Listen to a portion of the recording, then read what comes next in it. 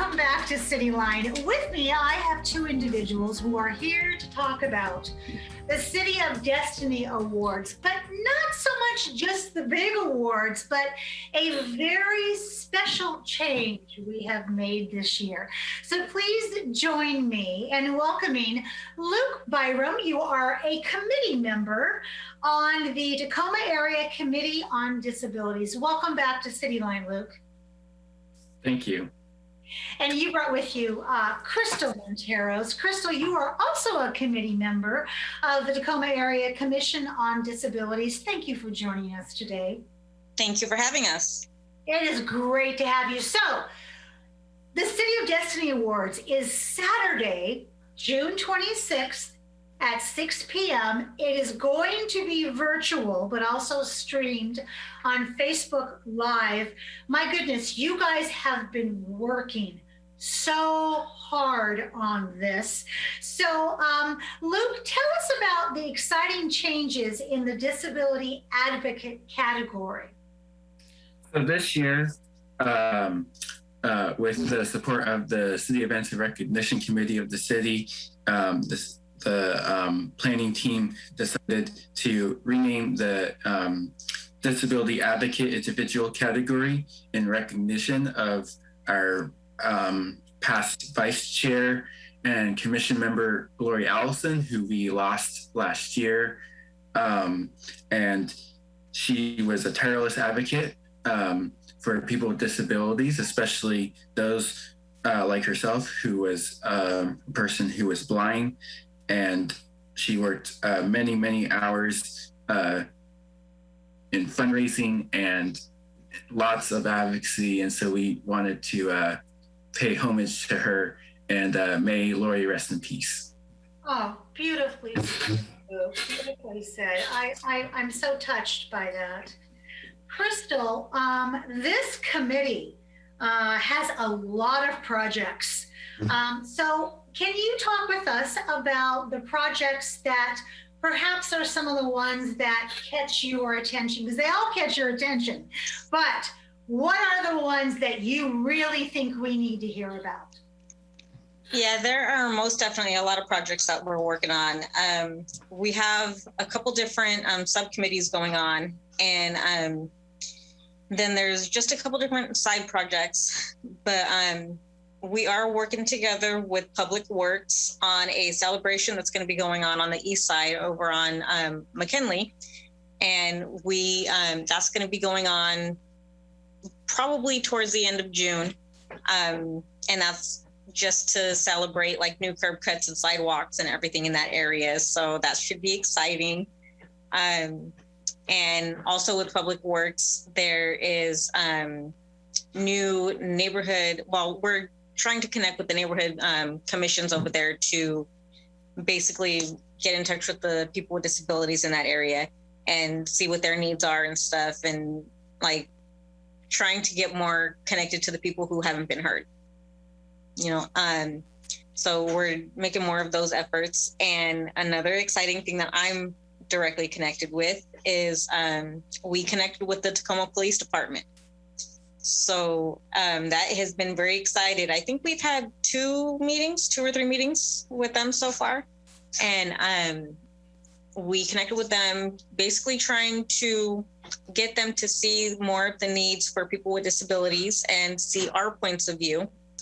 And basically kind of intersect basically the needs for people with disabilities and those of people with disabilities of color as well. Because a lot of that is going on with the whole racism and all that with the police department. But at the same time, if you think about it, like people with disabilities, like if you think of like a person with a disability who is Black as well, yeah, like think of the the discrimination and stuff that they consider as well. So the Commission on Disability is getting in there, and actively doing that work. We've had a couple meetings so far, and I'm excited about that. But we have that going on. And affordable housing. Ooh, tell me about that. So that's another thing that I'm passionate about. So we have the affordable housing, which is basically taking taking into account the needs for people with disabilities. Yes. And one example of that is with the James Center housing project. So we've already,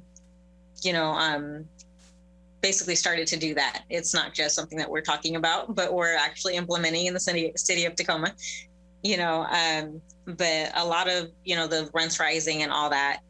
And a lot of people with disabilities naturally are living on a limited income. Yeah. So, we can't help it. That's right. And the city needs to do something. The city needs to make it more affordable. Right. And so that's something that we are taking into account. And we also have the environmental sustainability plans and offering the perspective of people with disabilities in the plans around those areas too. So. Excellent. Crystal, I want to ask you this, because you talked about your work with the Tacoma Police Department, mm-hmm. and people of color, BIPOC right. communities, and also disabilities. And you mentioned that sometimes they are overlooked. Do you think it's because with disabilities, they don't make the connection about lowering barriers and equity? That could very well be it. A lot of times, being real, I'm very passionate about this subject, but yes. being real, a lot of times, I'm going to say people in higher positions, I try to word things right, but people in higher positions, they honestly don't see disability. They don't see a need to treat people with disability differently. And reality is you do need to treat people with disability differently, and I say that because, like, using police department for an example, I had a friend who, he was paralyzed and stuff. Like, if you're paralyzed and you're driving, because that you can very well do that. If you're paralyzed and you're driving, you get pulled over, right? The police officer's coming from behind. The police officer can't tell that you're paralyzed, the majority of the time. Like, if you're just like, say you got into a car accident or whatever, like, they're telling you to get out the car and you're not following instruction. Where is that going to go? Boy, you raised some really good, valid, just-in-time points with what you just said. Yeah, absolutely. Yeah. Because there seems to be, from what we've seen in the media, a lack of communication and a communication breakdown sometimes mm-hmm. with when you're pulled over and the ability to get yourself out mm-hmm. of the car, and then what the interpretation is when there is a struggle to get out of the car. Yeah, absolutely. Like, because they can't, but how is the police officer going to take that? Exactly. I am so glad you're having conversations with them. Well done, this committee. Luke, there are 2 projects that you want to talk about. What are they? The first is a project that we're engaging with the Tacoma School District in developing videos where students with disabilities or those who are recently been a part of the school district share their concerns and their concerns and issues that they think are important for the broader community to be aware of people with disabilities and specifically students, because there's various needs that the students who are youth that have that most people do not. I want to give a special shout out to Dylan O'Catherine, who is our newest youth commissioner, who has been spearheading this project. And he is actually one of the City of Destiny Award recipients this year in one of the youth categories.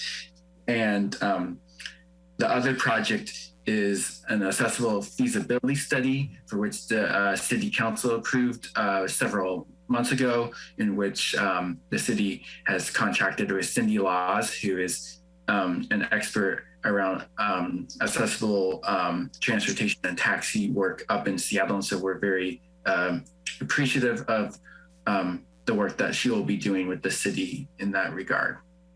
My goodness, I am so impressed with this committee. I have to say it, this committee does not play. You guys get in there and get the work done because your partners, the people that you've mentioned, you know, the public works, a feasibility study, affordable housing, you are dealing with very busy people and you have to chase them sometimes to get their attention because so much is expected from them. And what an amazing effort you have put into these projects to get those kind of results. I am so impressed. So Crystal, this City of Destiny Awards, we always say nobody does it alone in this world. So now that it's gone virtual, which has a whole different set of effort attached to it, who would you like to thank? Most definitely. I would love to thank all the volunteers that, you know, just work together to put all of this stuff together. And then also the City of Tacoma, you know, for just all the tireless work. Like you said, you know, I know they've been working hard to, you know, put all this stuff together. So, and all the other people who, you know, just work together to do this. It's all a joint community thing. So I love that. Yeah. Anybody who's touched this event, yes. Huge thank you too. Yes. I want to say thank you to both of you. First off, for taking time out of your very busy day to be with me today. It's always great to see the two of you. I always feel so inspired when I'm done talking with you. And also for the great work that you have done. So thank you so much for your diligence, for your time, and for your generosity. And congratulations on redoing that award and also on all of the advancement you're making on these fabulous projects. I want to have you back on so we can have a project update. Is that a deal? Most definitely. Thank you. All right. Deal. Thank you, both of you, so much for being here today. Well, that wraps up another great segment of Cityline. It is always a pleasure and a privilege to be in your home. We've given you some great things to think about in this last hour of things that are happening virtually and also with COVID safety precautions in person. So please take advantage of those opportunities. Wear your mask, wash your hands, and get yourself vaccinated. And I'll see you next time on Cityline. Take care.